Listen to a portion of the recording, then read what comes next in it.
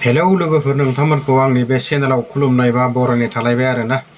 नै जोंहा दा सासे आइजोआ बिपिएफनि जानानै बुंनो थाङोब्ला माने हाग्रामानि सरकारखौ नांफिनथारगौ, हाग्रामाया सरकार दाफिननांगौ, सरकाराव फैफिनथारनांगौ, थिग बेबायदि खोथाखौ बुंदों आरो नोंथांमोना बे भिडिअनि गेजेरजों नुलांगोन। भिडिअखौ जोबजासे नायलांबानो जाबाय आरोना। बिदिब्ला नायलांदो। जोंनि सेल्फ हेल्प ग्रुपआ 715 था दङ। जों बेखौ दाबा कालेक्सन खालामनो मोनबाय।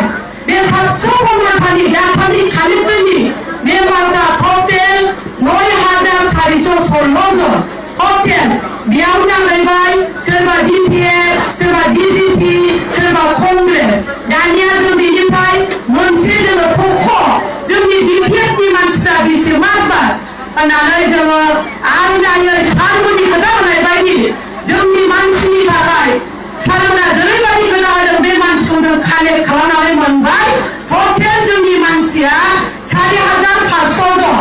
जोंनि बे एक्टिभ सेल्फ हेल्पनि मेम्बारा बेजों लोगोसे आरोबाव बे 4500 जाबाय already registered party self help ग्रुपनि सार बियो।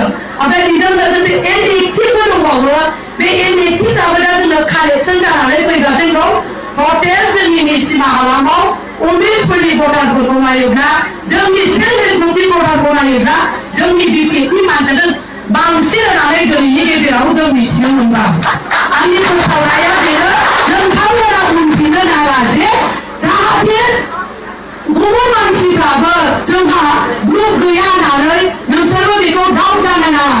जोङो अलरेडि बेखौ जों रायज्लायजोबखाबाय।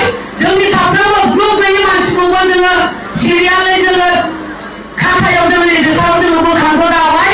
जों साफ्रोमनोबो अनसुंथाइ होगोन। अनसुंथाइ होनांगौब्ला जोंहा मा नांगौ? एक नाम्बार जोङो हाग्रामा सारखौ जों सरकार खालामनांगौ, नङाब्ला जोंनि थांखिफ्रा जानाय नङा। बेनिखायनो आं बिसिमा उमेशनि आफादगिरि जानानै जोंनि उमेशफोरखौ एक्टिभै आरोबाव खामानि मावनो थाखाय आङो खावलायबाय। हामबायसै।